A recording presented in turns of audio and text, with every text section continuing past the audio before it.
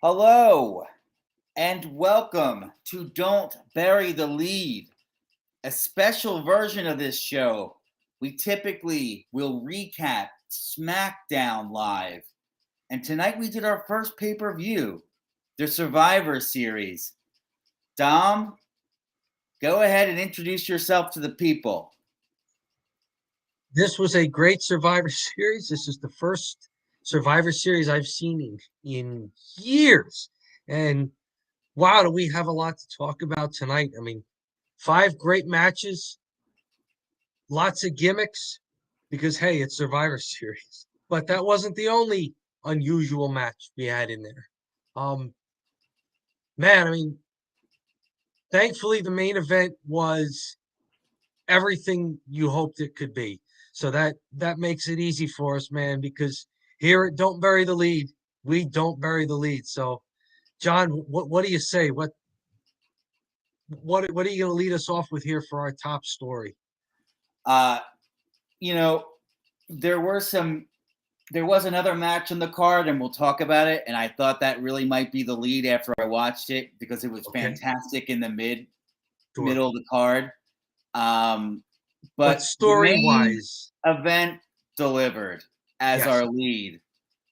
The Bloodline over the Brawling Brutes, Drew McIntyre and Kevin Owens Yeah. in the War Game style Survivor Series. That had a lot going on and a lot of heat and a really solid main event. The Bloodline go over in about 40 minutes, 45 minutes. Mhm. Really great match. And what are your initial thoughts on this one, Dom? It's great to see War Games back. Um, I remember War Games from years and years ago in the NWA, and we can get into some of the history of War Games and some of the some of the swerves that happened in War Games matches. Tonight it was set up to be a swerve, but at the end it wasn't, and It was a it was swerve of a all swerve. right. Everything was set up for Sami Zayn to be either the fall guy or the traitor. Right. And instead, I mean, boy, does Sammy wrestle a great match. And he does it by being Sami Zayn. Like he was so Sammy in this match. Little things he was doing, but you know, Jey Uso gets the pinfall on Kevin Owens, um, with a lot of help from Sami Zayn. Uh, I mean, Sammy, it looked like Kevin Owens was cleaning house there towards the end. But it's Sammy who stops the ref from counting 3 on a fallen Roman Reigns after a KO stunner and pop up power bomb. Um, Sammy then starts the finishing sequence by low blowing the best man at his wedding, Kevin Owens. We've got 2 of those in this match because we found out that Drew McIntyre was the best man at Sheamus's wedding a few SmackDowns ago. Um, but yeah, his longtime friend, something they've been building to. You know, what's going to be like when Kevin Owens and Sami Zayn meet face to face. And then, of course, with Kevin Owens sort of stunned there in the corner, Sammy hits the penultimate finishing move, that big kick in the corner, that running kick right to the face in the corner. And then with Kevin Owens just prone in the middle of the ring, Sammy looks at Jey and says, "You finish him off." And Jey with a big splash for the pinfall. Um, and then, of course, at the end, Sami Zayn getting hugs from everybody. You know, maybe he's finally an oos. You Yeah, know, I think Cole even mentioned it on the call. It's like he's just accepted by the group, and then the group's like freaking out.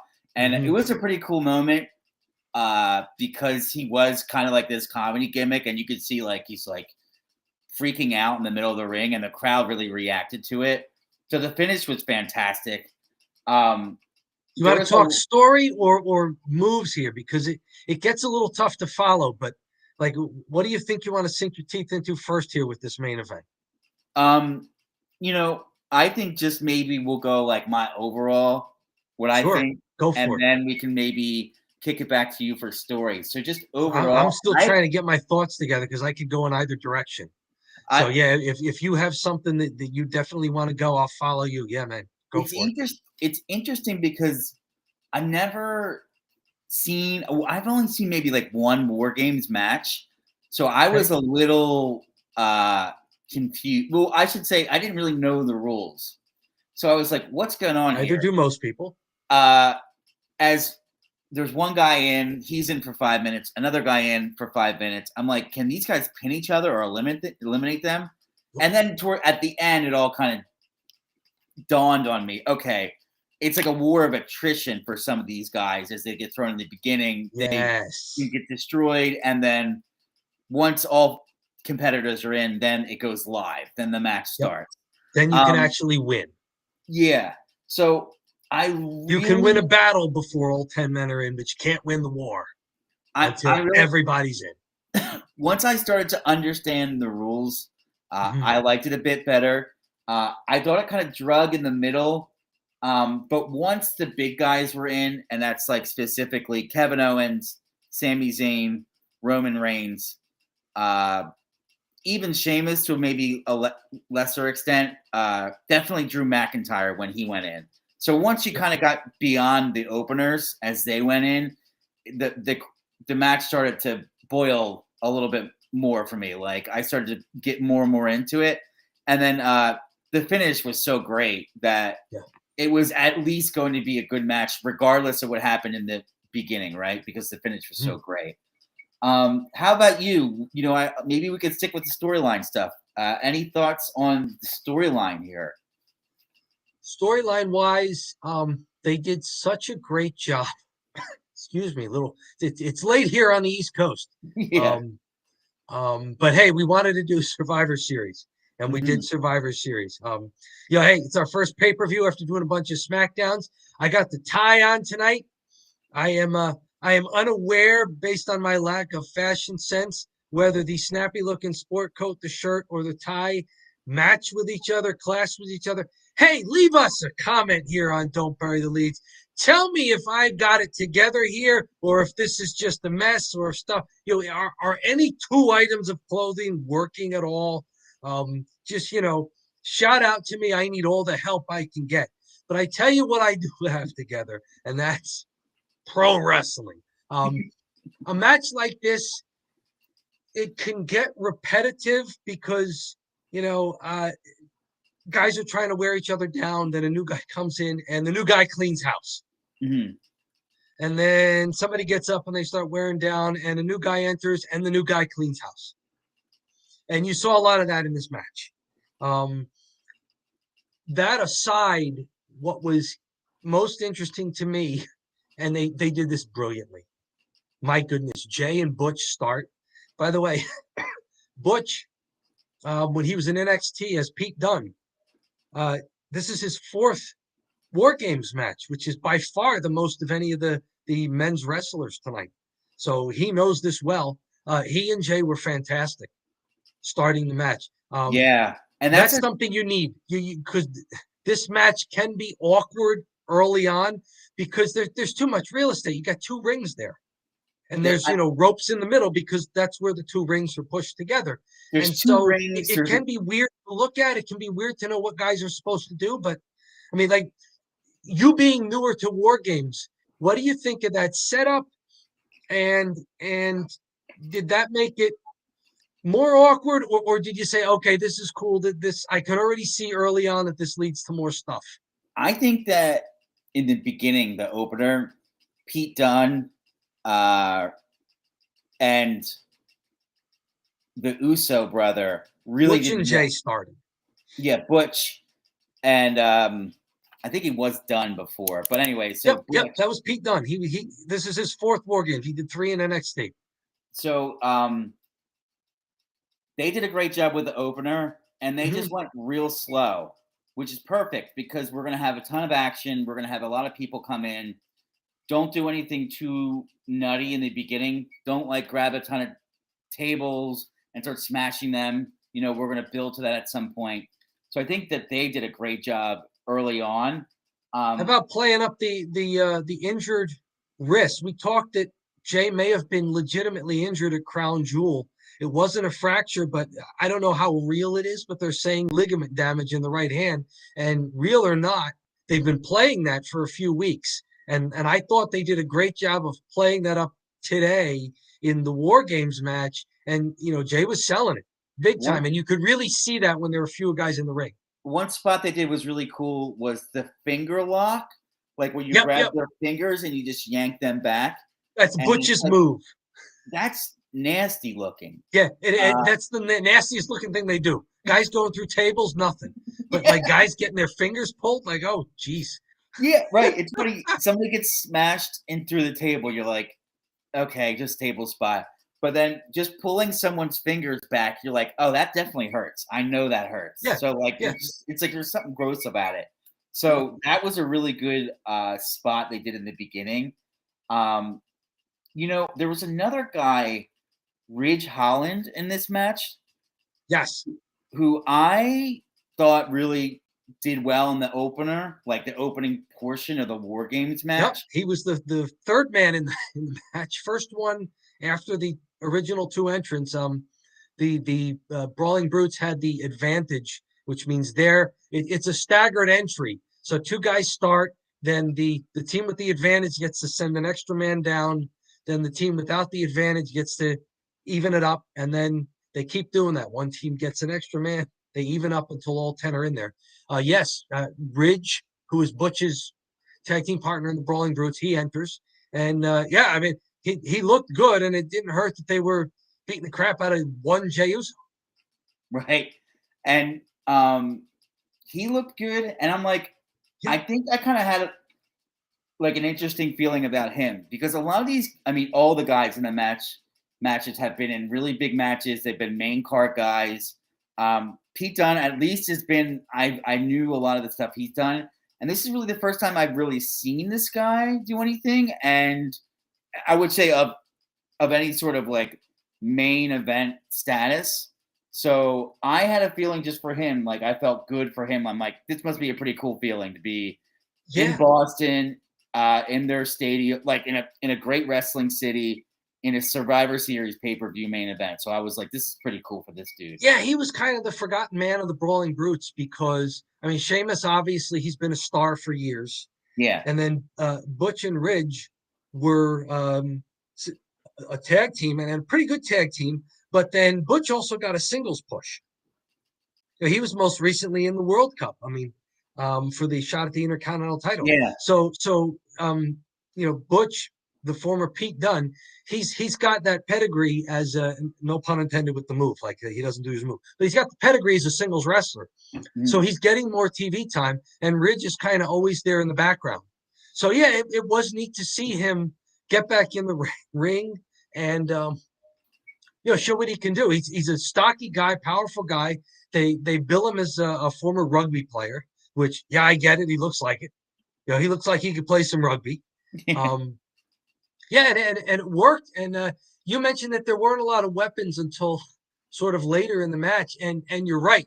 I mean, even though weapons were kind of allowed throughout the match, there was just mano a mano, fisticuffs for a long time, and that was neat to see that they kind of introduced the foreign objects gradually and later. So yeah, I'm with you there. What did you think about after Ridge enters and I noticed like you did a lot of good double teams because they're a tag team, so that makes sense. That's logical. What do you think about the first extra man for the bloodline? And it's supposed to be Jimmy, and Roman holds him back and taps Sammy. And now Sammy, he's got to go to the ring. And this is unexpected for Sammy. And so Sammy really goes slow to the ring. And I mean, that was great for the psychology watching it, but it was also a brilliant move on Sammy's part. Because while Ridge and Butch are just like gnawing at the cage, like they're trying to get out of it, you're watching for who's coming down the ring. They want to pounce on the guy. Sammy's slow playing it, gives Jay a chance to get his bearings and recover a bit after being beaten down in the double team. And then Sammy and Jay, the odd couple, versus a well-oiled tag team. What do you think seeing that? Sammy, so it was cool that they immediately kicked the storyline into it right away. That has been building throughout all the SmackDowns. And then another observation I kind of had was like, Sami Zayn was doing things that you almost think like, why don't people just do this? Like when you're watching pro wrestling, like, why are they rushing to get into the ring? And there was a couple other spots in the match too, like Sami Zayn low blowed Kevin Owens. It's like, it's no DQ. You should no DQ. Hitting people in the crotch all the time. Not a lot of honor in that, but hey. And then like he hit the ref when what's his name? Kevin Owens did the stunner to Roman Reigns. Then he held the ref's arm because it's no DQ. You shouldn't hit the ref's arm.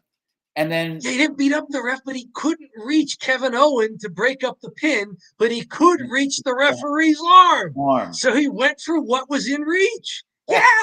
Yeah. And then one spot you pointed out to me while we were in the studio together too was when he held the cage shut. Right? Hilarious. Yeah. So just it's like hilarious. It was Sheamus trying to enter, and Sammy's over by the cage door, and he's holding the door shut. Right. Like, no, you can't come in. It's like eventually Sheamus gets into the ring, but I mean, it's such a Sammy spot. Like, could you imagine Solo Sikoa doing that? No. The Usos, no. Roman, no. Nobody on the Brutes, no. But Sami Zayn, I can see Sami Zayn just like, no, I won't let you in. Yeah, he really shined tonight. He was great, and even taking some of the bumps. I think there was a belly suplex that McIntyre did, and he launched him across the ring, Sami Zayn, and he went like basically turnbuckle to turnbuckle. Like he really launched him, so he got a lot of distance. So even taking the bumps. Sammy sold everything tonight and sold it so well. And you know what's crazy when you think of the bloodline and who they would feature here? You kind of figured Roman Reigns would just go in and wreck everybody and get the pin. That's what I kind of assumed because he's their big giant champ there. But it was really, an interesting move for them to kind of push. It was kind of the Sami Zayn show in the main event, and it became that, and it started off with great wrestling and this Sammy thing hanging over everybody's heads. Then Sammy gets in there, and you think, okay, they're sort of working together. Sammy saves Jay early from a move by one of the Brutes. And says, and the camera was right on him and the mic was there. He says, I got you, trying to prove himself to Jay. And then they're working pretty well. As that segment of the match goes on, Jay and Sammy are working so well. Then Drew enters, starts cleaning house. But then Jay and Sammy, they kind of recover a bit by the time Jimmy gets into the ring, and now it's 3-on-3, and Jimmy brings in tables. But now that Jimmy's in the ring, Sammy sort of gets pushed aside by Jay. Like, I was only working with you because I had to. Now that Jimmy's here, like, get out of the way and let the real tag team champs, let the real stars handle business. And Jimmy was kind of taken aback, like, hey, this is 5-on-5. It seemed like Jimmy was, hey, if he's working with us, we got to use him. We can't, you can't go 5-on-4, so that was interesting. How about Sammy not only selling everything that the Brutes were doing to him, but how about when Butch ducks and Jey Uso catches Sammy flush with that super kick? How Perfect. about that Sami Zayn sell on the friendly fire super kick? The crowd went crazy. They were booing. That was the first time, and you know, one of the things I've noticed was the faces were working heel the whole time with the finger locks and all that. Yeah, you're right. And the heels, which is the bloodline, were kind of working babyface, or actually were at least getting cheered. But that was the first time the bloodline got booed when they did the super kick and hit Sami Zayn.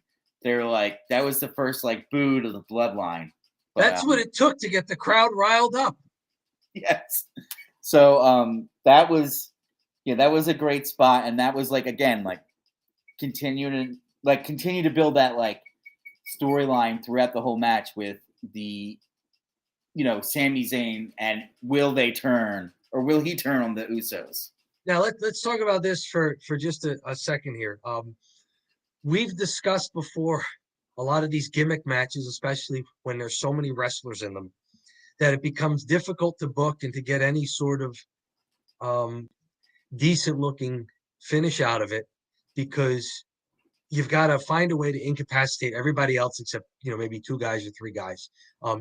As War Games goes on, it seems to me that a lot of guys just fall down and don't get up again over things that they would have gotten up again from in a regular match. Like a regular pay-per-view match, guys aren't just lying on the ring for 5-10 minutes. Yeah. Which it seemed like. And by the end of this match, everybody's just lying around except Sammy, Kevin Owens, and eventually Jey Uso. Even Roman is like struggling. Like he would have, if this were a regular match, Roman would have popped up. I mean, not right away, but he would have been up. Yeah. I mean, sooner than that. And that seems to be the way that they finish these War Games matches. They say, look, it's been grueling on everybody. They've been in there for so long that, when guys get knocked down, they're just going to kind of stay there. And that's how we're going to create some space. But I mean, does that work for you or not? So, yeah. So I'm going to go ahead and say this. There were certain points. So go ahead and say this is usually that's my intro for like, I'm going to say something not so nice. There were certain points during the match where I was like, this just feels like guys kind of randomly doing moves. There was like 6 or 7 people in the ring, and you'd have like one guy just do a move to another guy, and then like everybody just sort of laying around in the corners and in the side. And it kind of was messy in the middle. And that's the only way I could describe it. It was just like a big mess of bodies, and then like punches, move. Okay, punches, move. Like there wasn't a lot of synergy between the guys in there, and it was just because like, and not a lot of sequences really. I mean, there were some, but so that was my only beef with it. But I also don't know how you would kind of have some cohesive. I mean, it must be really difficult. Some cohesive spot between 6-7 guys. I'm with you on that. I think it's a case of damned if you do, damned if you don't. You've got 10 guys in the ring. You can't have the crowd focused on all 10 guys. You've got to find a way to narrow down people's attention. Because I mean, the eventually it's going to come down to 2 guys. There's a pinfall or a submission. It's 2 guys, maybe 3, maybe 4. I mean, but it can't be 10. So, the thing that you're saying, in a regular match, they probably would have gotten up from that. In this kind of match, stay down. Let the crowd focus on what they're supposed to focus on. Let the camera, the not only the hard camera, but the inside camera work. Let them focus on what the viewing audience at home is supposed to see. And I thought the finish was fantastic. Excuse me. It was only afterwards that I realized some of these guys have just been lying around for 10 minutes. So I kind of put that out of my mind. That was no longer relevant to me, and I watched the finish and enjoyed it. Yeah. No, I think it was still a really good match, and I think it was deserving of the main event, and it was heavy storyline.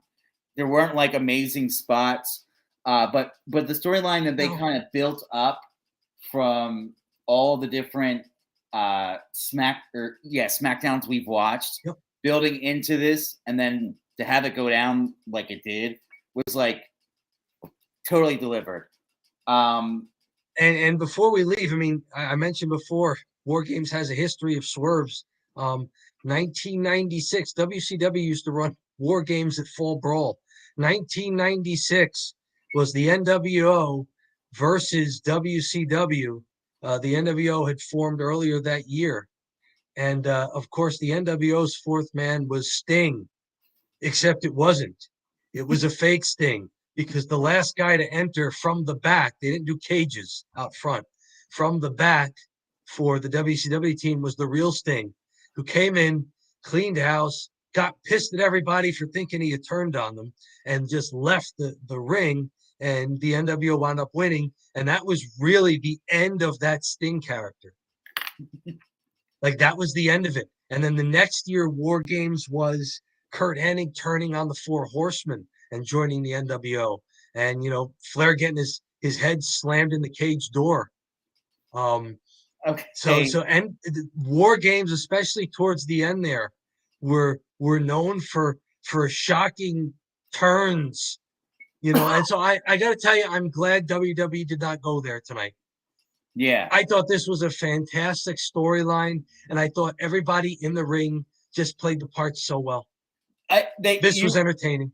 It was a swerve of a swerve, right? Yep. Like, we thought the swerve was coming. And it was, I mean, like, they really leaned into it. Which tells you that it's not. Right. They leaned into it just a bit too much, and then, no.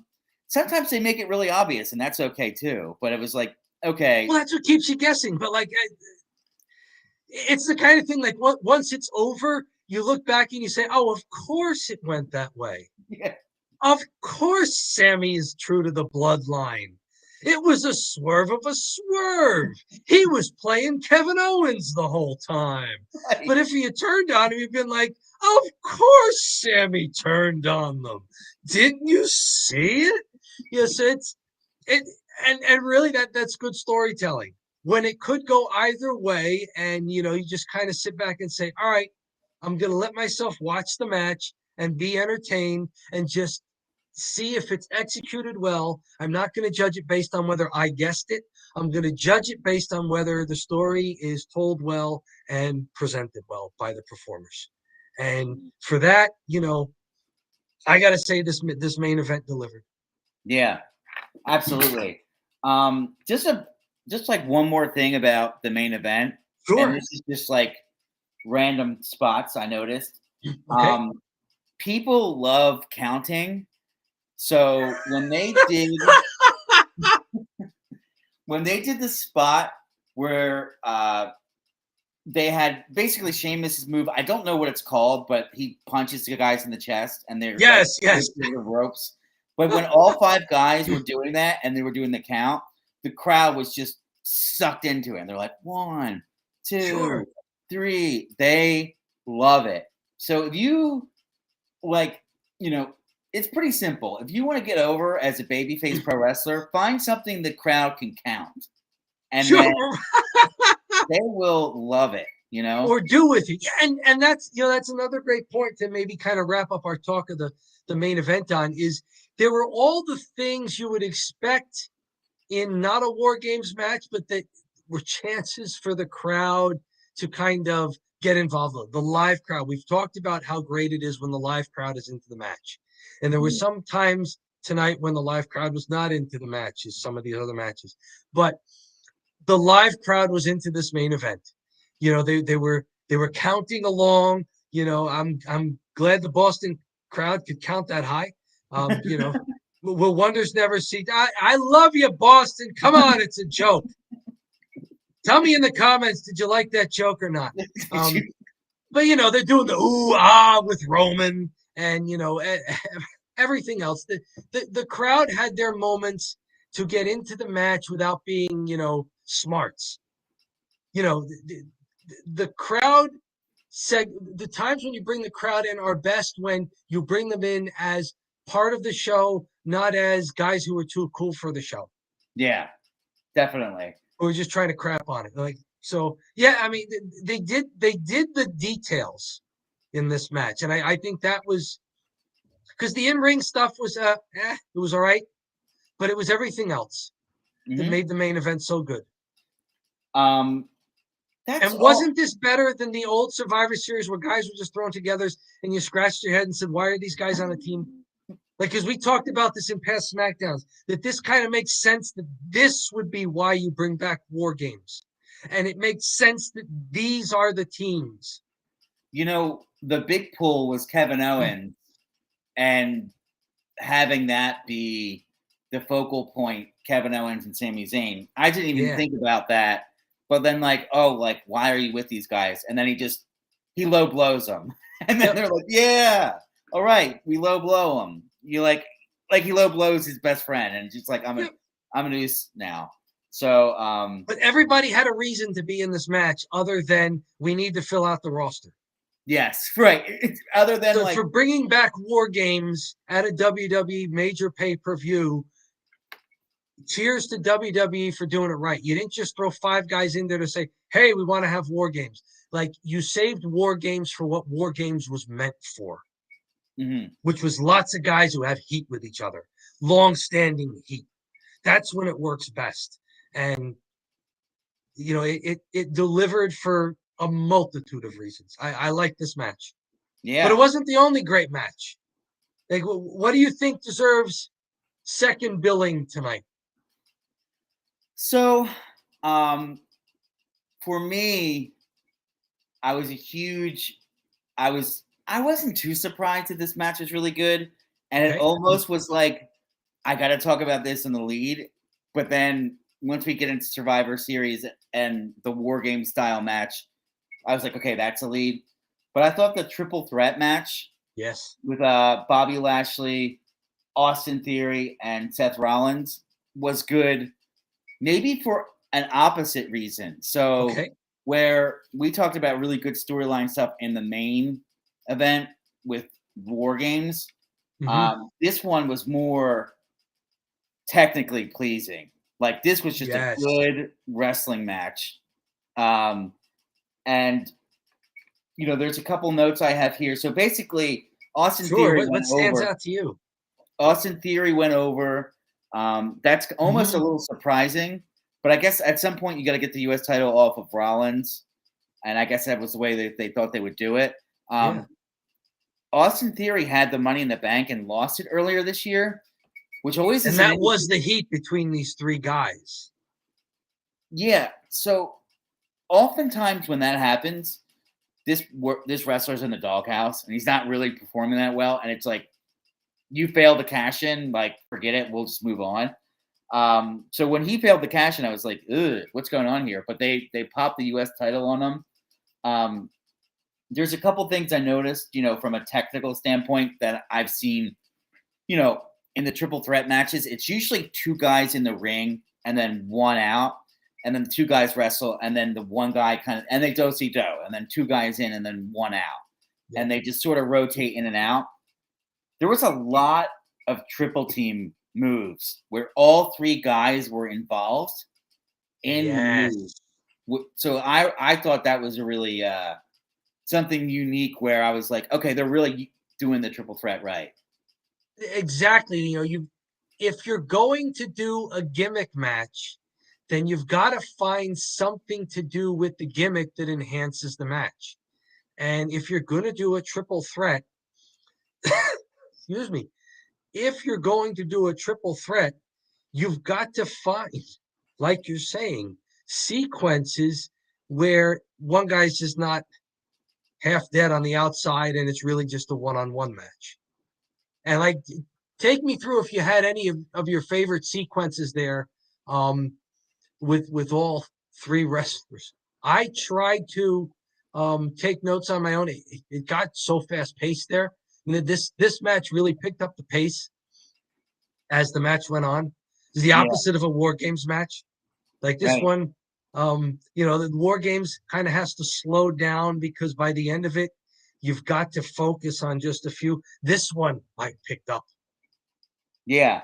So I love they did like a triple chokehold, which is so simple, like kind of from behind the sleeper, and then so there was just one guy here, one guy here, one guy here, and it's just like sleeper, sleeper, sleeper. Like simple enough, but like two dudes are getting choked, and they're just sitting around, and they're just kind of like in a huddle together.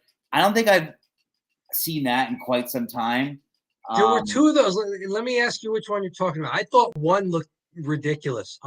The one that looked ridiculous was Bobby Lashley going for the Hurt Locker full Nelson, but with both guys. So he's like got the Hurt Locker on Rollins, yeah, but then like he's just squishing Austin Theory between the two of them. Like Austin Theory is not in the Hurt Locker. He's just like in the way. Like I I think didn't think that one worked. The one I liked though, and maybe this is the one you're talking about, is Lashley gets the Hurt Locker on Rollins. Theory puts a sleeper on Lashley. Was that the one that you liked? um, Because no, I Lashley like does the full Nelson, and then Theory gets the sleeper on Lashley. yeah. That was it. That was a great one. And then the way they got out of that, Lashley lets go, breaks free of the sleeper. Then Rollins hits him with a pedigree, but only gets a 2 count out of it. So that was sort of your first take that, oh my goodness, they're doing sequences where all three guys are involved. Mhm. And then they just kept building from there. There were more and more of them. And did you want to go right to the finish here, or did you want to talk about some more stuff that happened with all three guys in the match? One more, Rollins. He kind of like he kind of went from the top rope, jumped onto Lashley's back as he's on his all fours, and then does the curb stomp onto Austin Theory. So it's like he Flip that. leapfrogged, He bang. had both of the guys down. He springboards off of Theory and curb stomps Oh, Lashley. Yes. I okay. Yes, that was neat. It's I like I you're wondering, is he going to curb stomp both of them? And it was like, no, he's going to use one of them to get extra height. Yeah. A neat wrinkle and the kind of thing that you can do in a triple threat that you can't do in a one-on-one. yeah. I Right? like. I actually yeah. So I like that stuff because Yeah. it's you're adding you're utilizing the triple threat match, and then instead of just two guys in and one guy's resting and you just drag it out. But I think that really just goes to show you how good Rollins has been in the like last year or so. He's really had a lot of good matches, and Mm-hmm. then they think pretty highly of Austin Theory, and he's a young guy, and he was doing a lot of good stuff like with his faces in there, like as and like with selling, he was really good. Yeah. And then Lashley's awesome. He was such a good contrast between the two guys. You have Rollins, who's just Big like, powerhouse. yeah, Contrast of styles. he's massive. He's just giant dude, and Yeah. he was really good in there. I really like the triple hurt lock, but but like they didn't execute it. But that would like if he would have went and suplexed both guys back, that would have been like Yeah. the crowd would have went nuts and be like, yes, okay, he can win the title. Well, now Um, let's talk Seth Rollins here. I thought Rollins seemed to be the one on offense the least, especially early on in this match. I mean, Lashley was big early, and Austin Theory was big after that. Um, Especially after that sequence where he used the ring steps on each of the other guys to kind yeah. of knock him out there. I mean, it took a while for Rollins to really be on offense in this match. And then when he did, the turning point for Rollins was those dives. Too many dives, or just right here. It's like So asking you, did they do enough Irish whips, or was it just the right amount of Irish whips here? no, so here's the thing with the dive. I he got such a big pop that I couldn't even hate on it because he did all the dives, Yeah. and then the crowd starts doing his chant, which is chanting for him like the oh oh. Okay, So they all start that's different. chanting. Okay, So I didn't know that because he was so over. I can't even. I usually hate the dives. I'm like, he nailed it. I don't know. They went crazy. So it was well set up though, because each opponent was on the opposite side of the ring. So dive through the middle rope onto one, dive through the middle rope onto the other, dive through the middle rope onto the other. Austin Theory now climbs into the ring. Rollins now throws him onto the other side where Lashley is. Dive onto both of them, and you're like, oh, okay, I'll go for it. I'm along for the ride there. I mean, like you're saying, it was well executed. So if you wrote that out and then you told me that's what happened, I'd probably be like, that's shit. Like, I don't want to see this at all. But the way it was executed and the reaction to the crowd, it's undeniably good. I was like, all right, Good, fine. yeah, it was a good spot. This is like when you hear like a pop song on the radio and you want to trash it, and you're like, God, this is kind of catchy though. You know, like right. I'm just admitting, I'm like, damn, that was pretty good. All right, Yeah. fine. You can have that. Grown on me. It's grown on me, right? No, but so yeah, that was a pretty good spot. As much as I hate to admit it, pretty cool that they popped the belt to Austin Theory too. Who I keep getting confused with Finn Balor. We'll get to that later. I'm watching the promos. I'm going, wait, is that Finn Balor? Oh, wait, is that Finn Balor? Is that Austin Theory? Is it? Wait, that's Finn Balor again. No, that's Austin Theory. So just a little of my ignorance of the modern WWE roster. But yes, sorry. Go ahead. Surprising you'd see two little guys featured so prominently because they look the same. The beards, the hairstyle, kind of the build. Yeah, I don't know. I got them confused. I'm sorry. All these white guys look the same. They really do. Those two do look a lot alike. Overall, I thought this one was more like they gave you the big time storyline main event, and then they gave you this match here, which was like technical nerds would be like very good, like very good use of the ring. Very good use. On that, let me get your opinion on this, because you're the guy with experience in the ring and you like the technical stuff. Two big sequences, the one that almost was the finish and then the finish. It looked to me like it was stuff we've seen before, but with a twist on it, partly because of the triple threat aspect. Lashley's got the Hurt Locker on Austin Theory. Theory uses the corner, the turnbuckles, to climb up, flip over, and get Lashley's shoulders to the mat. Gosh, I want to say that was Bret Hart doing that to Steve Austin 20-something years ago, the first time I may have seen that. Like, just that great thing to get out of something like that. But then, as the ref is counting a pinfall on Lashley, Seth Rollins splashes Lashley off the turnbuckle to break the count. Yes. Technically, do you like that, dude? Do you like all those sequences? Was it too cheesy? I mean, what do you think of it? That one was good. It looked a little goofy, and by goofy I mean it looked like that spot was a little botched. Not botched, but it wasn't too smooth. Where Theory went over and put Lashley down, but yep. I think he at least got him over, and it wasn't perfect, but who cares? And it's a tough spot to make look good. Yeah, but then with Rollins nailing the splash there, that was perfect timing too. Yeah, he timed it well, and like little things like that where they've done that in the past, right? Where two guys are in, there's going to be a pinfall, and then the other guy jumps from the top rope. Speaking of pinfalls, did you like Lashley? Let's see here. Seth Rollins finally on offense big time here.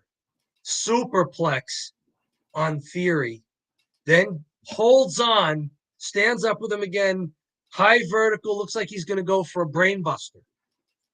Lashley spears him, theoretically. And I don't mean that as a pun. I mean Lashley almost didn't hit Rollins at all, but we'll all just say that he speared him. Now, maybe part of it was that, it's just dangerous to spear a guy in that position. Yeah, he might kill Theory. Or the other thing is, like, when you spear a guy, it works because the guy you're spearing sells it. He just folds up like a napkin. Okay, but I mean, Rollins can't do that. He might, as you said, kill Austin Theory. So not much of a spear, but we'll say it was a spear. And then did you like, surprising, Austin Theory, when he and Rollins hit the mat, Theory winds up with his arm draped across Rollins. And Lashley can't recover soon enough to get over and either make the pinfall himself or break it up. And Austin Theory, 1, 2, 3. Like, that's something I haven't seen before in that sequence of events. I mean, technically speaking, I already, crapped on the spear being like a phantom spear. But other things in there, do you like that? No, I liked it a lot.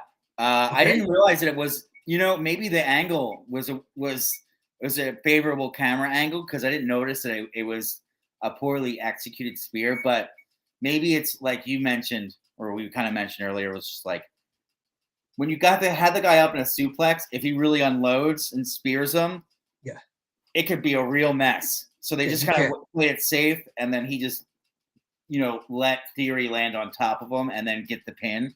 But that's a great way. He hit him enough so Rollins knew, okay, that's the spot. And that's a good chicken shit heel pin. He's knocked out stupid and is on top of him, and it's 1, 2, 3. And then he wakes up. It's like, oh man, I won. He could have hammed up the fact that, like, he's awake and he won. Maybe he could have done that. I like that one. That's Sami Zayn would have done that. Like, oh, and like when you come conscious and you're like, oh my god, I'm the champ. Oh my god. Sami Zayn would have done that.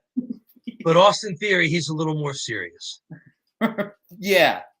So I like the finish, and so that was the good, really good technical match, and then the main event was the good storyline. Anything else stick out to you about this pay-per-view? On a good standpoint, I do want to go down the list and kind of circle back to the opener. They opened with the women's War Games match. Tough to be in that leadoff spot in a pay-per-view. But these 10 women, I thought, did really well. Let's see here. It was Team Bianca. I'm going to take a 30-second timeout. Can you just tell us a little bit about women's War Games here? And sure. Right back. Absolutely. Let's see. Women's War Games match. Team Bianca versus Team Damage Control, which also includes Nikki Cross and Rhea Ripley. Bianca and Dakota start the match. Io Sky from Damage Control enters, so Team Damage Control has the advantage there. And it's slow going for a while. Things pick up with Nikki Cross. She's the fifth entrant. She brings in some of the weapons. So this is when it starts becoming War Games. And also now there's enough people in the ring, so you can do some really interesting stuff. And sure enough, Nikki, I thought, had a great spot, and it made sense because there are times when these spots don't make sense. Nikki climbs to the top of the cage after Alexa entered. So now there's 6 wrestlers in the ring.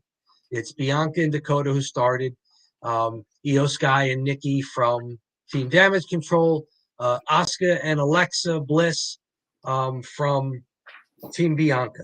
So there's 3-on-3 at this point, And Nikki has kind of taken herself out of the match, climbing the cage. And now she's just perched up on top of the cage and she's waiting. She's looking around and she's waiting and she's waiting. And sure enough, all 5 of the other wrestlers are close enough together that Nikki Cross comes off the top of the cage and flying crossbody onto the other 5 wrestlers. And it was not only a great visual and a great use of the cage, but it kind of made sense because Nikki was up there and stalking, like she was waiting for her moment to do it. And I'll contrast that, John, with another spot that I thought looked too, I'm going to curse again, fake. No. Fake. It looked fake. Later on, Io Sky goes up to climbs the cage and does a moonsault off the top of the cage. Right onto Bianca and Alexa. This is after all 10 women are in the ring. Here's the problem with that. Io Sky is climbing the cage. She can't see if there's anybody there to jump on. She gets up to the top of the cage. It's a moonsault. She's not facing the ring. She has no idea there's anybody to land on. Does the moonsault lands perfectly on 2 wrestlers. Sorry. Fake. Fake. No, there's no way she could have known those 2 were there. On the other hand, Nikki knew that they were there. And the way they finished that match, again, it's using the cage again. By the way, the women used the cage more than the men did. Yeah, these women worked. I didn't see a lot of men. I didn't notice the men's match, them going too crazy with the cage. No, the cage was basically there to keep them in, so nobody could escape.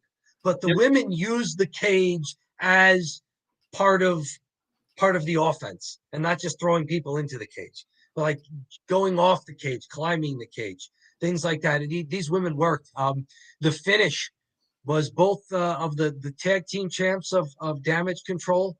That's Dakota Kai and Io Sky were both set up onto a table, and Becky Lynch goes way up and just does her double leg drop through both members of them through the table, and then gets the pin on Dakota Kai.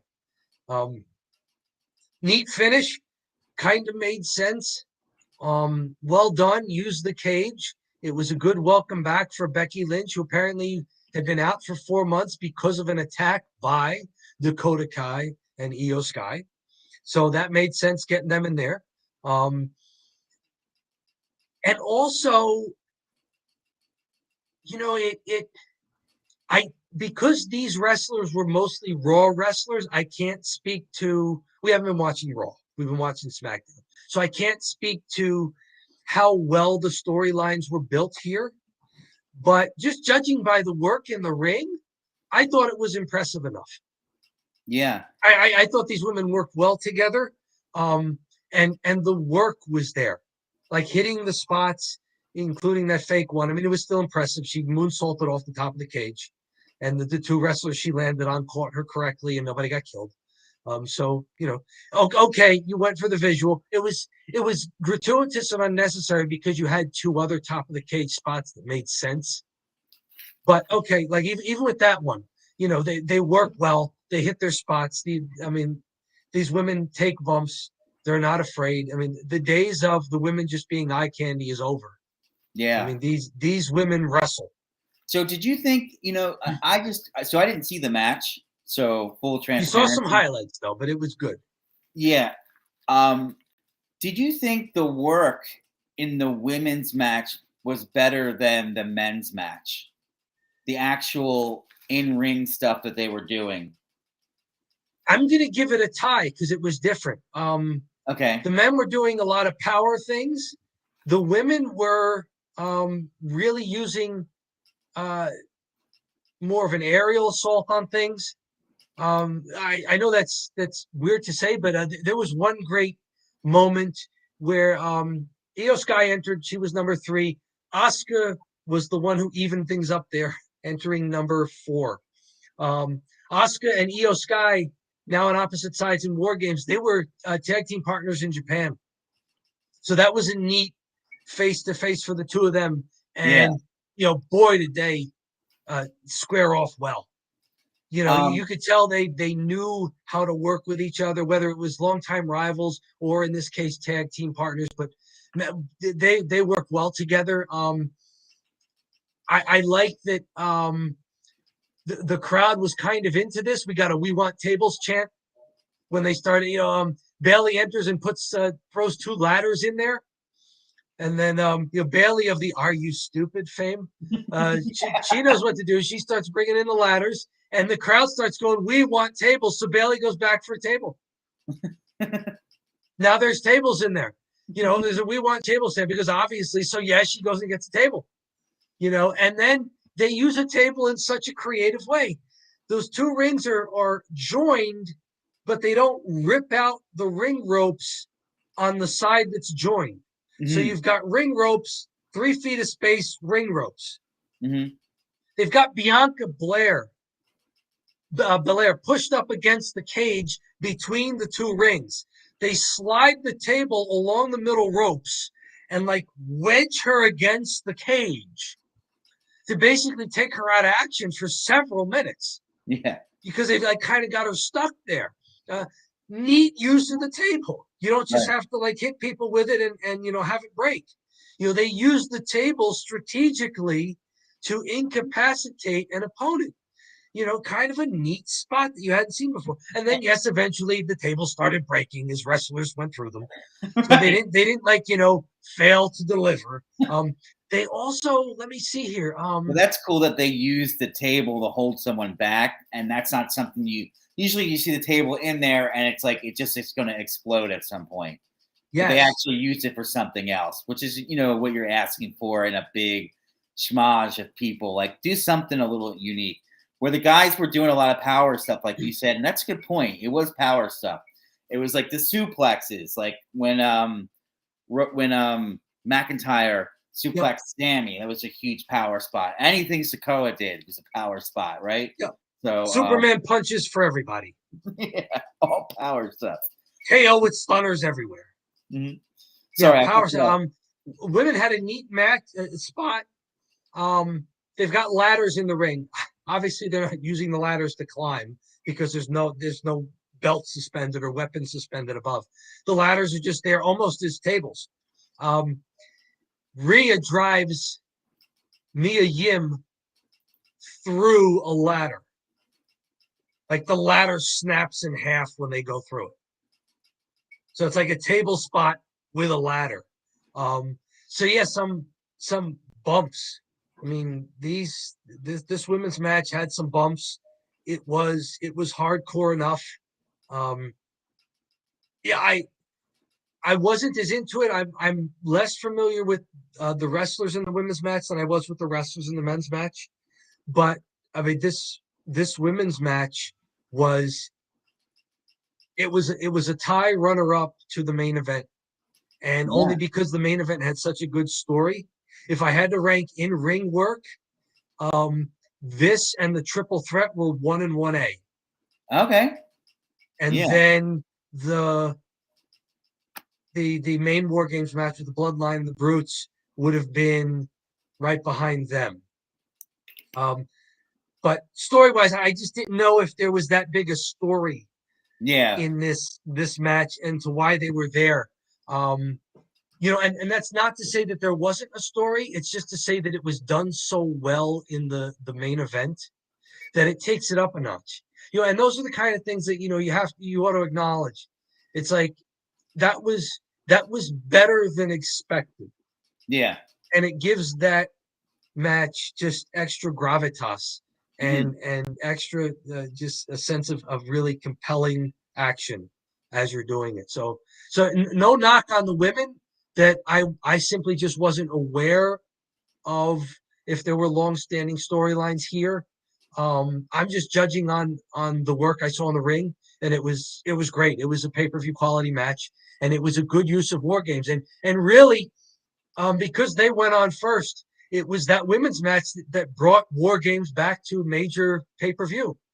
because Yeah. WWE had used it on NXT, but like this was the return of War Games to a major promotion pay-per-view, and it was the women who kind of got to smash the champagne bottle on the ship there and set it off to sail. It's easy to grin when your ship comes in and you've got the stock market beat. But the man worthwhile is the man who can smile when his shorts are too tight in the seat. Ha ha ha ha. Spalding, get your foot off the boat. All right, enough Caddyshack. No, But you're yeah, right. the women kicked it. The women brought War Games back to the WWE. I liked Yeah. it. So, Other two matches. Do you want to say anything about them? well, I thought that all the pay-per-view was really good except for the Shotzi and Was Ronda, it the women's title match? the women's title match. Okay. Your girl, Ronda Rousey. Um, I saw Shotzi come out, and she looked ready to go. They gave a little background, and her father passed away, and she's dedicating the match to her father. And I was like, damn, I thought this was a throwaway match. Like, she's dedicating the match to her father. Like, is she really going to go for it here?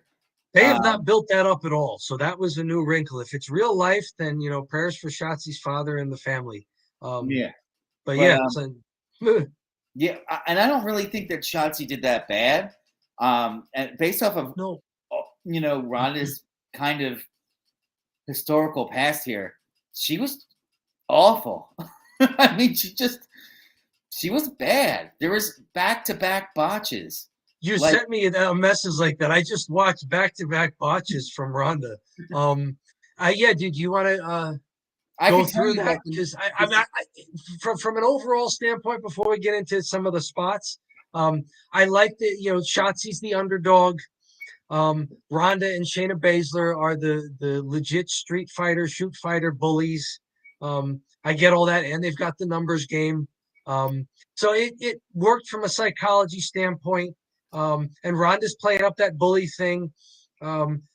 She's also at one point really berating Shotzi as she's got her in a hold and saying, they're not cheering for you. They're not cheering for you. That's a really a neat way to highlight the fact that the crowd is dead for this match. Yes. But I mean, Ronda has the character down, but go ahead and talk about what seems to be still some struggles in just getting I'm going to say it, physicality. Physicality. Well, here's how you know you suck, how you know you're tanking. So there's a hold on Shotzi, and the heels locked it in, and the crowd's just kind of dead. And then the crowd starts chanting. What are they chanting? What are they chanting? So I hop over to Reddit and go to the live stream I go to Reddit and see what people are saying. Okay. And they're saying, oh man, they're saying we want Sasha. We want Sasha, who's not in the match and not in the company. Yeah, I was like, I don't know who that is. Sasha Banks, a few months ago, was upset with her direction as the women's tag champ and threw the belt in the office and quit. So that's what she's doing. Okay. So they start chanting, we want Sasha during their match. And they're chanting the name of somebody that quit. And that is just always a sign that the crowd is shitting all over the match. Because they're chanting, we want Sasha. Sometimes they do it in Philly. They'll start doing EAGLE, Eagles. So they start chanting Eagles during the match. And that just means we're here to just chant something, Yeah. not this. So, but we're bored. We're bored. Yeah.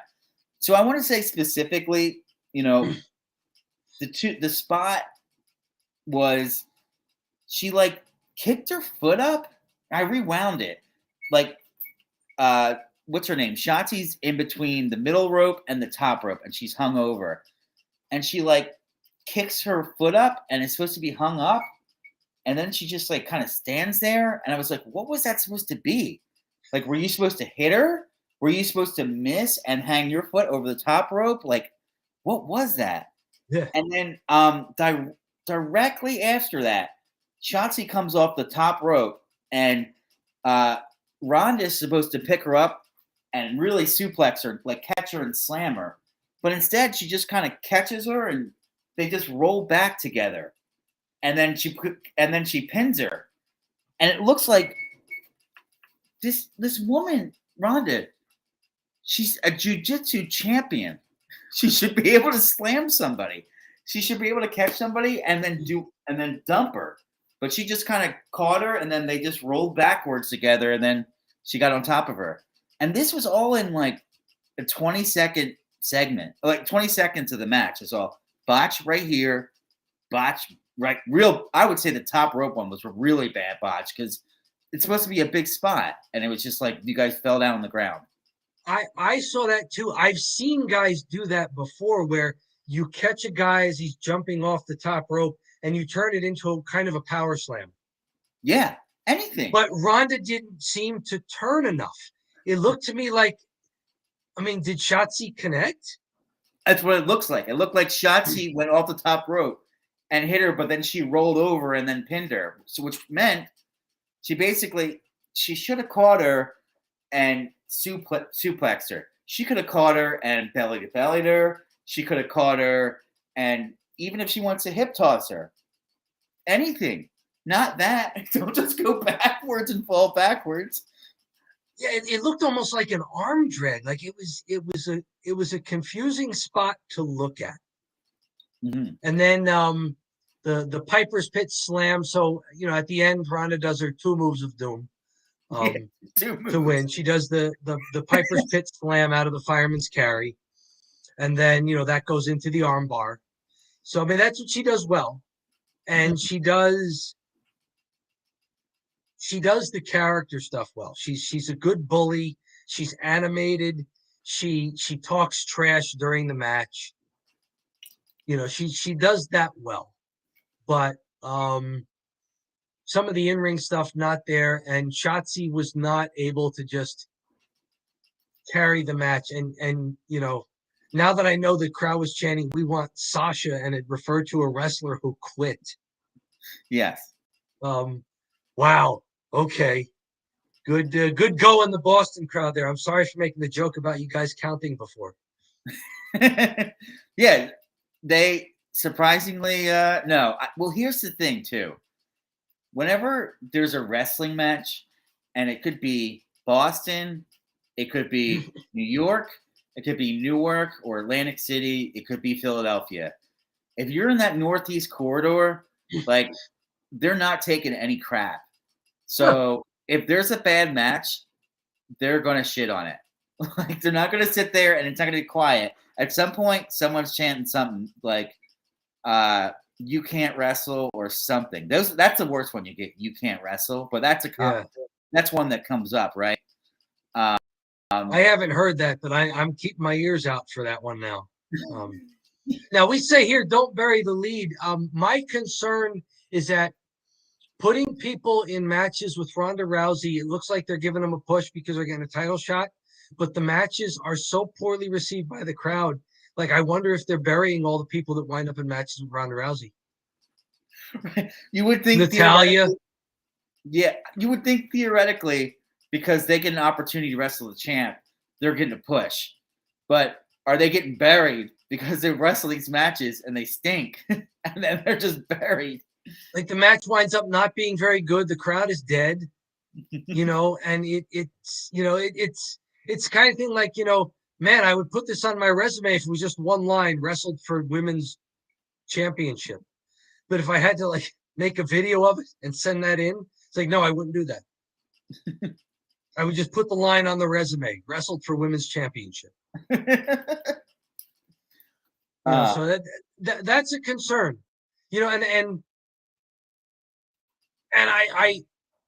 I feel bad because Ronda gets the the performance part. She just doesn't get the wrestling part.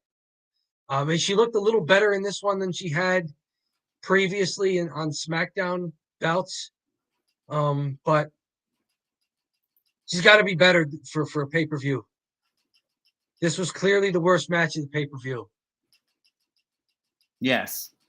And it didn't help that it followed a match that was kind of good, but that the crowd just really wasn't that into. It was AJ Styles versus Finn Balor. There was no belt involved. It's just, rivals, faction versus faction. These are the two leaders of the factions. And the crowd just wasn't really into it. And it's not that the guys worked poorly. I think they worked well. There were some neat spots in it. I don't know if you recall, because this was the match that probably had the least amount of gravitas going into it. No belt, no war games. It was just a grudge match. But the guys worked hard. We got alternating Pele kicks. AJ Styles is known for that, but Finn Balor connected with one too, and it was one right after the other. So it was kind of neat. They each got a Pele kick, and both fell down and sold it after the connecting. The factions on the outside, the OC and Judgment Day, they brawled with each other, wound up going over the railing and brawling out of the arena, which was actually better, because then it just let AJ Styles and Finn Balor wrestle without any interference. So I like that. I liked a neat thing that I haven't seen before. AJ, one of his finishing moves is a submission move, the calf crusher. Yeah. It's a leg hold. AJ starts wrenching back as far as he can on this, and when he does so, he gets his head too far back, and Finn Balor gets out of it by just like hooking AJ's head, that's now shoulder height to Balor on the mat, and like ramming his head into the mat. And that's how he gets AJ to break the hold. And I'm like, yeah. We were talking before, like Sami Zayn does things that you're wondering, why doesn't a wrestler just do that? Yeah. It's like, yeah, he leans all the way back and you can grab his head. Why wouldn't you do that? Yay for Finn Balor, who I confused with Austin Theory. Yay for you for doing the thing that, right? Yeah, you should just grab the guy's head and bounce it into the mat a couple of times. Right.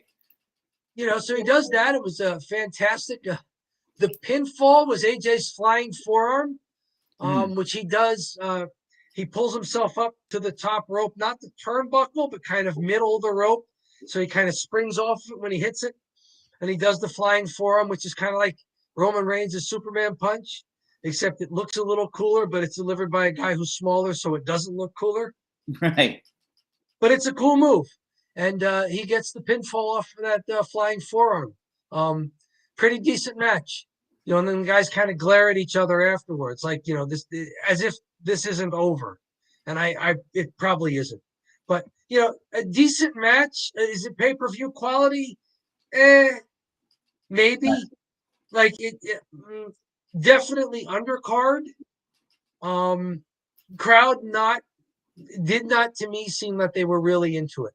What did you think of AJ Styles? Have you seen him wrestle before? I know him from the Impact Wrestling days. He's fantastic. Or as they say, phenomenal AJ Styles. He's fantastic. So yes, I've seen him wrestle before. I've seen a little of Gallows and Anderson. Mm-hmm. Luke Gallows has been around for a while in several different characters. He's a guy who's just he's big. He looks like a wrestler, and they keep finding things for him to do. Yeah, he was good for him for making a career out of it. Even though they keep changing his characters and doing things, he's bounced federation to federation, but he's had a long career now, and you can do that and be successful without being an upper echelon guy and having your name on all the T-shirts. But Gallows and Anderson, I'm familiar with.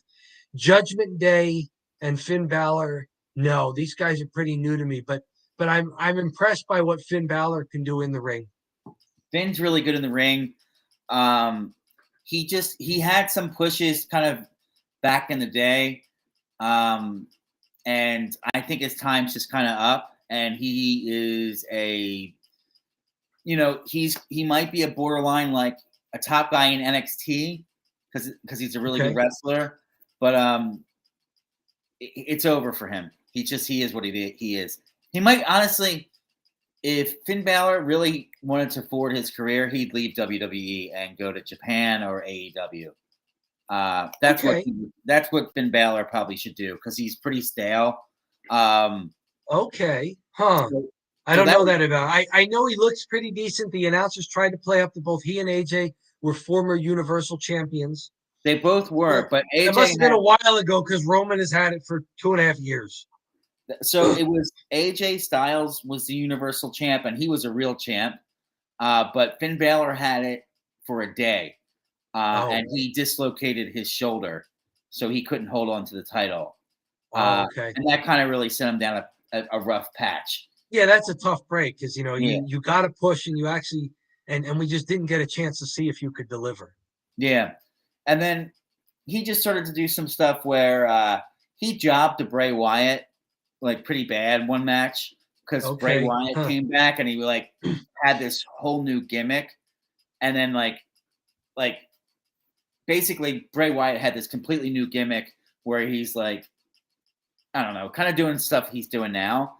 But when he came back and he did this crazy gimmick and he got squashed, and then that was a main event match, and it's like, you're the squash guy now, You're the guy that got squashed in a main event. Yeah. Without them having plans for you to get back at them later. Yes, exactly. So, it wasn't like there was this big feud after that. He just got killed. He looks like he's good in the ring, and he seems to be pretty good on the mic from what I've heard in little vignettes that they do to like promo the matches. So yeah, if he wants to be main event and top guy, he may have to get out of the WWE. But if he's satisfied with being a guy who's going to be on the main roster, going to be in interesting programs, going to be on TV, going to get an occasional pay-per-view match. I mean, he could be in some interesting mid-card storylines. He could be in some pretty good technical matches. He might be in the mix for a U.S. title or an IC title at some point. I mean, he's not the kind of guy who I look at and say, oh, he doesn't belong on the main roster. Yeah. But like if you're telling me like he used to be way up here and now he may be stuck, then yeah, okay, I can. That's up to him where he thinks he can go with his career. But I wouldn't say that like he's a guy who has no future in WWE. He just may not have a future as a top guy. He's getting paid $1 million a year, so he can ride out WWE and that'll be that, and he'll take care of it. And his family will thank him years later when he has the millions of dollars. But anything else on this match? Not much from this match. Do want to give a shout out to Dakota Kai and Io Sky. This is because of the work they've done in NXT where War Games had been used previously. This was for each of them their 4th appearance in a War Games match. Wow. Which is the most by any WWE women's wrestler when you combine NXT and WWE main roster. So kudos to them. Kind of tied with Butch, who has 4 appearances as well. And they mentioned that the men, for instance, nobody in the Bloodline had ever done a War Games match. And I don't think anyone else except Butch had probably done something like that on the men's side. So there was more experience in the War Games match on the women's side, and it wound up being the 2 women who took the loss and took the pinfall. So maybe their experience played into that. Overall, I like that War Games is back.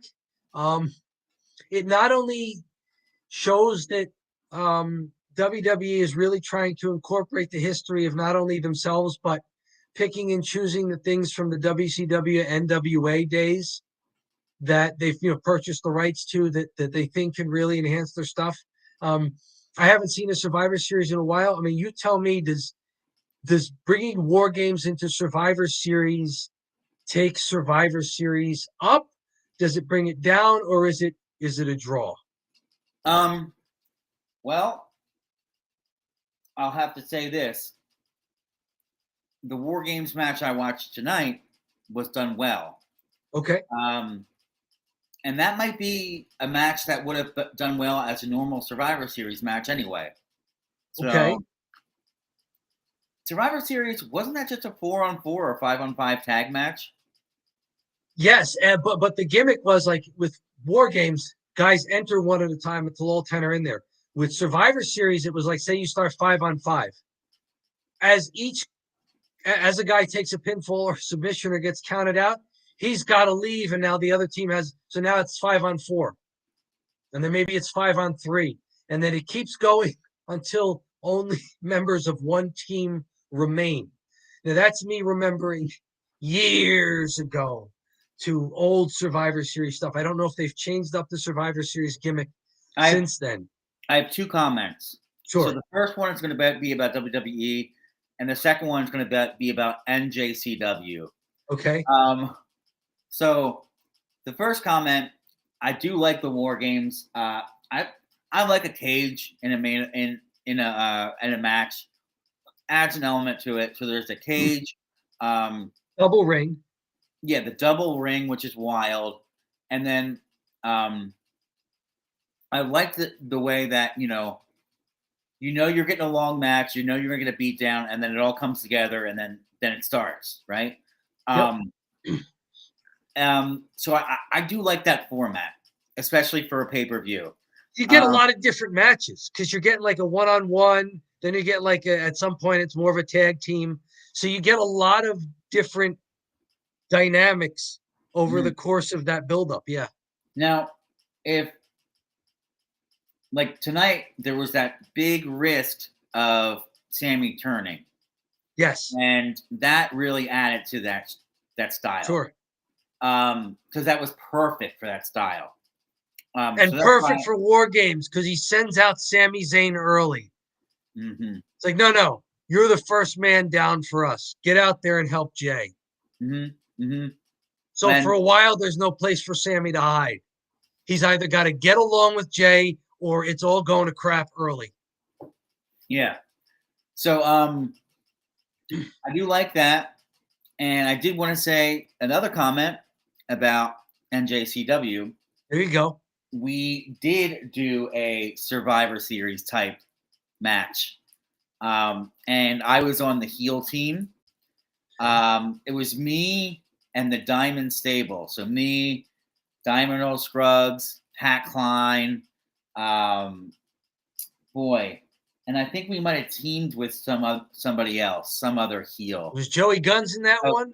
Joey Guns was in it. Was it Steve Farley during his heel run?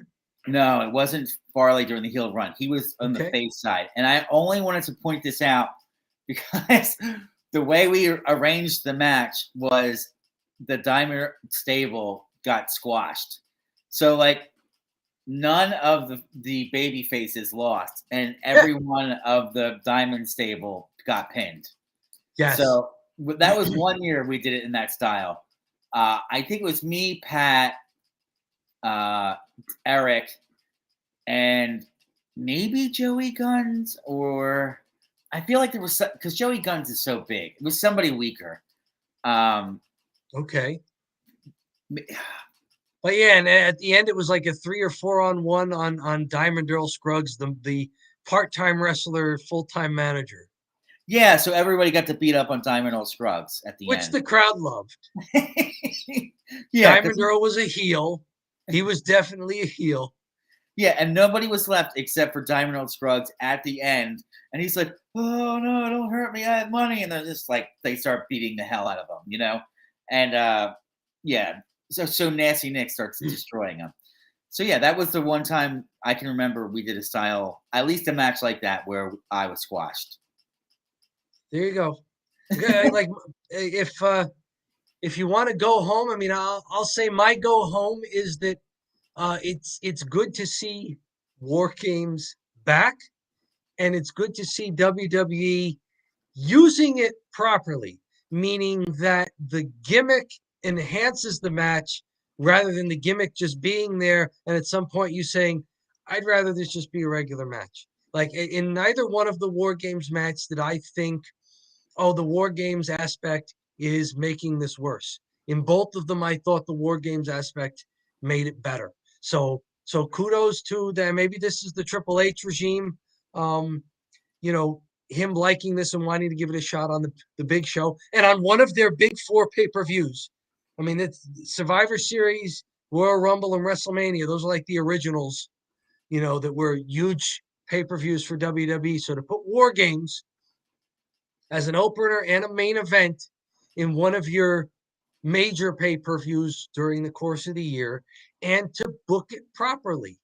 Yeah. That it's not only enjoyable to watch this pay-per-view, but it's just good to know that behind the scenes they're coming up with these things creatively and they're willing to try them. I think it speaks well to the direction of the company and what we might see in not just future pay-per-views, but maybe who knows, maybe other gimmicks that they haven't tried on a WWE big show before that they want to do. I mean, I enjoyed this. This could have been it could have been not so good.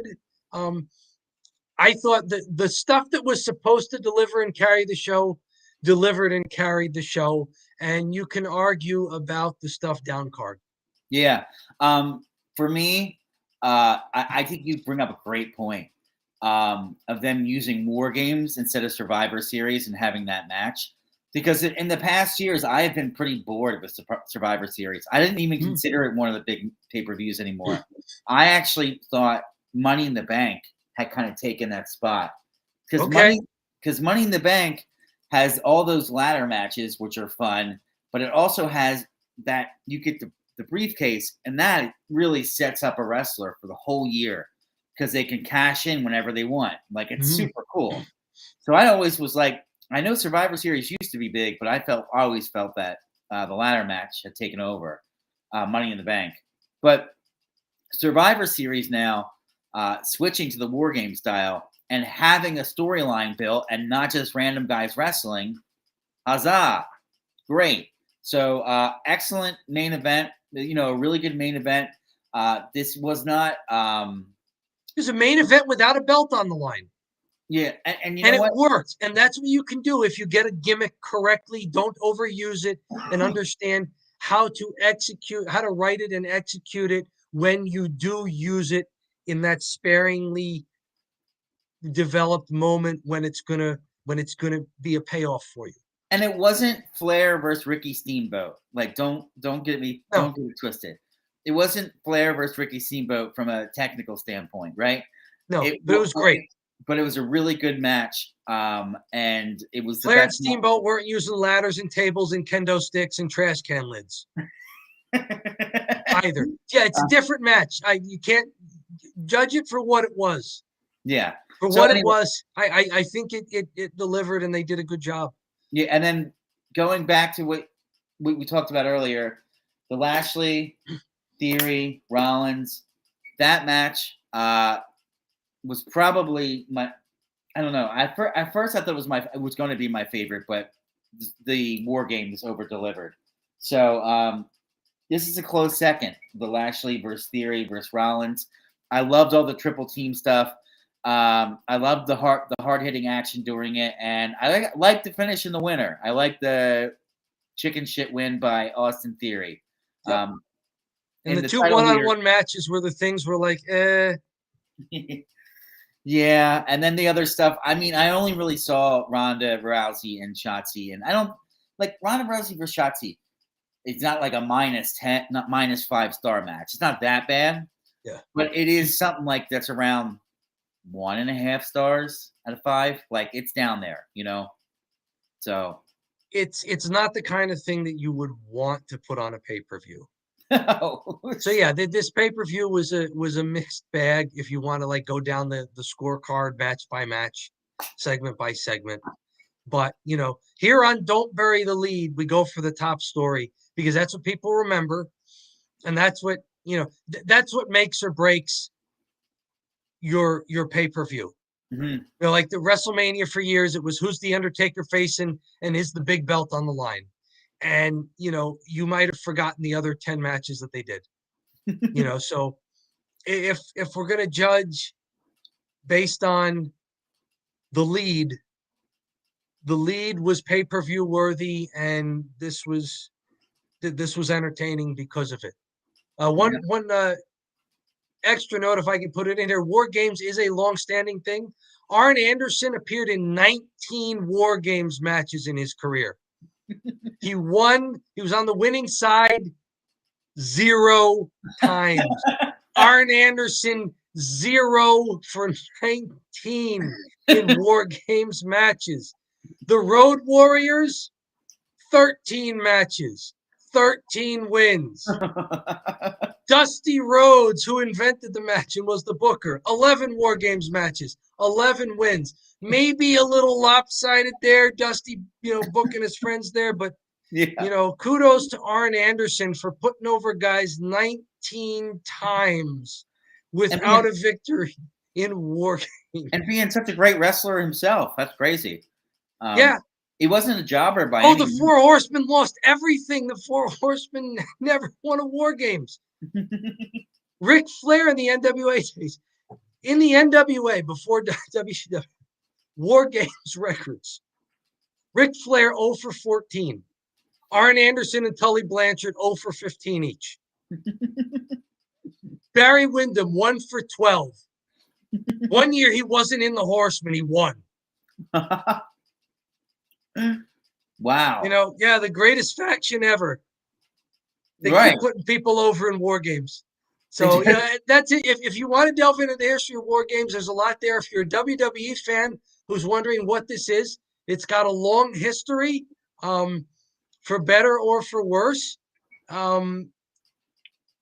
If this is your first time seeing War Games, I think you got to see 2 pretty good matches. These were 2 matches where these weren't duds. They made use of not only the double rings, allowing the 10 competitors to space out, but also competitors to space out and utilize them earlier in the matches. They made use of the cage. They made use of the weapons, the foreign objects. So I'm interested to hear what some of the other people out there think. If this is your first time watching War Games, what do you think of the gimmick? Let us know in the comments. Let us know. Comment. Let us know.